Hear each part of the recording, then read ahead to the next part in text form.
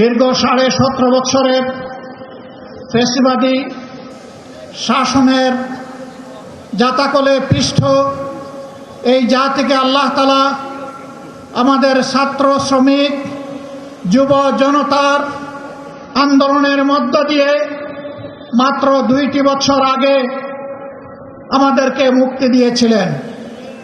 সেই সময়ে যে দলটি আমাদের মতোই মজলুম ছিল, নির্যাতিত ছিল, আজকে তারা ক্ষমতায় আছে।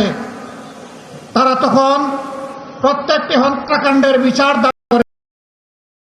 নির্বাচনের সময় তারা বলেছিলেন তারা নির্বাচিত হলে ফ্যাসিবাদের হাতে যতগুলা খুন হয়েছে, গুম হয়েছে, নির্যাতন হয়েছে, সবগুলার বিচার তারা করবে। ক্ষমতায় বসার পর এখন তাদের সুর পাল্টে গেছে। বিচার তো তারা করছেই না, বরঞ্চ আপনারা শুনেছেন 4 মাসে 600 জনের অধিক মানুষ নির্মমভাবে বাংলার মাটিতে খুন হয়েছে। আরো দুঃখজনক, এই দলটি নিজেদের হাতে নিজেদের কর্মীদেরকেই খুন করেছে। যাদের নিজেদের কর্মীদের সম্পর্কে নিজেদেরই কোনো দায় এবং দরদ থাকে না, 20 কোটি মানুষের জন্য তাদের কি দায় এবং দরদ থাকবে? আমরা কোনো লক্ষণ দেখতে পাচ্ছি না। লজ্জার বিষয়, ফ্যাসিবাদ থেকে মুক্ত হওয়ার কথা বলে ঠিক ফ্যাসিবাদের রাজপথ ধরেই তারা এখন হাঁটা শুরু করেছেন। বাংলাদেশ ব্যাংকের গভর্নর, বিভিন্ন ব্যাংকে অযাচিত হস্তক্ষেপ, বিশ্ববিদ্যালয় কলেজগুলা দলীয় অনুগত লোকদেরকে দিয়ে দখল করা, জেলায় জেলায় প্রশাসক বসিয়ে দেওয়া, এমনকি খেলার মাঠটা পর্যন্ত তারা দলমুক্ত রাখতে পারলেন না। এইভাবে তারা আবার কার্যত একদলীয় ফ্যাসিবাদী শাসনের দিকেই আগাচ্ছেন। বন্ধুরা, বাংলাদেশ কিন্তু বারবার বিপ্লবের সাক্ষী। আমরা পরিষ্কার বলে দিচ্ছি, হয় আপনারা বিচার নিশ্চিত করুন, না হয় আপনারা যাওয়ার রাস্তা খুঁজে বের করুন। আপনারা যে পথে হাঁটছেন, সংসদে আমরা প্রত্যেকটি বিষয় সেখানে আমরা প্রতিবাদ করছি। 2/3 কিভাবে পেয়েছেন আপনারাই ভালো জানেন, আর দেশের জনগণও জানে। এবং এই ব্যাপারে কিছু রাজ সাক্ষীও ইতিমধ্যে পাওয়া গেছে, আপনাদের দলের ভিতর থেকে পাওয়া গেছে, বিগত সরকারের মধ্য থেকেও পাওয়া গেছে। আমরা আপনাদেরকে বিনয়ের সাথে অনুরোধ করব, মজলুম ছিলেন, জালেম হবেন না। মেহেরবানি করে বিচারগুলো নিশ্চিত করুন।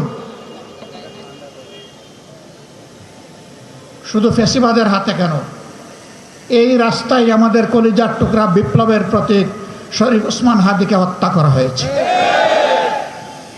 তার বিচারও ধামাচাপা দেওয়ার চেষ্টা চলছে।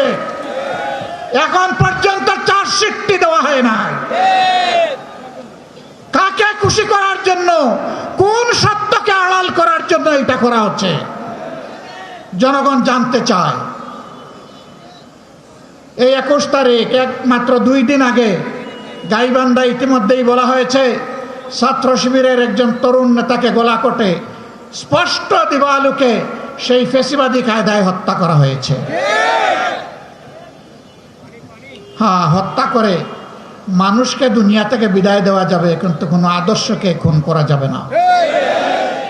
এদেশের মানুষের অন্তরে, কলিজায়, হৃদয়ে, মগজে, সব জায়গায় বসে আছে মজবুত ভাবে রাসূলুল্লাহ সাল্লাল্লাহু আলাইহি সাল্লামের আদর্শ। এই আদর্শকে নির্মূল করার চিন্তা করবেন না। যদিও আপনাদের একজন সিনিয়র নেতা ঘোষণা করে দিয়েছেন নির্মূল করবেন, অতীতে যারা নির্মূল করার ঘোষণা দিয়েছিলেন তারা নিজেরাই আজকে নির্মূল হয়ে গেছে। নির্মূল বেশি করবেন না, এটা এক ধরনের ভাইরাস।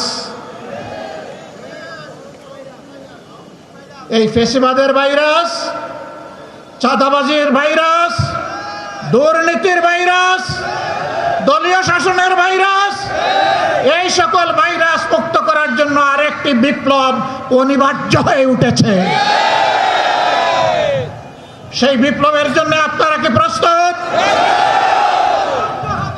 মানুষের জীবন, ইজ্জত এবং সম্পদ দেশের সীমানার জন্য আরেকবার কি জীবন দেওয়ার জন্য প্রস্তুত আছেন? বন্ধুরা, এই বয়সে আমি এবং আমরা পিছিয়ে থাকব না, সম্মুখ সারিতে থাকব, আড়ালে আবদালে নয়। তবুও বাংলাদেশের দিকে কাউকে লাল চোখ দিয়ে তাকাতে দেব না ইনশাআল্লাহ। কোন কালো হাত বাড়ালে সেই হাত ঘুরিয়ে দেওয়া হবে। 20 কোটি মানুষের 40 কোটি হাত এই দেশকে পাহারা দেবে ইনশাআল্লাহ। কারো বাবার সাধ্য নাই এ দেশের স্বাধীনতা এবং সার্বভৌমত্ব নিয়ে টানাটানি করা। মহান আল্লাহর উপর ভরসা করে আপনাদেরকে আগামীর সেই বিপ্লবের দাওয়াত আজকে দিয়ে রাখলাম। সংসদে যতদিন পর্যন্ত কথা বলার পরিবেশ থাকবে, জাতির স্বার্থে যতদিন পর্যন্ত থাকার দরকার হবে, তার বাইরে আমরা 1 সেকেন্ডও থাকবো না। যেদিন সংসদের প্রয়োজন ফুরিয়ে যাবে, যেদিন মনে হবে এই সংসদে আর কথা বলে লাভ নাই, সেদিন সেই সংসদে খোতা হাফিজ বলে আমরা বেরিয়ে আসব। প্রস্তুত থাকুন সেই বিপ্লবের জন্যে। অন্যায়ের সাথে কোনো আপত নয়, নতুন পুরাতন কোনো ফ্যাসিবাদ মানি না। পুরাতন পরিত্যাজ্য, নূতন ঘৃণিত, কোনো ফ্যাসিবাদ মানব না ইনশাআল্লাহ। জীবন যাবে, জীবন একটাই, সেই জীবন যাবে আল্লাহর জন্যে, সেই জীবন যাবে মানুষের জন্য। আল্লাহ হাফিজ। বাংলাদেশ জিন্দাবাদ। 11 দলীয় ঐক্য জিন্দাবাদ। আসসালামু আলাইকুম ওয়া রাহমাতুল্লাহ।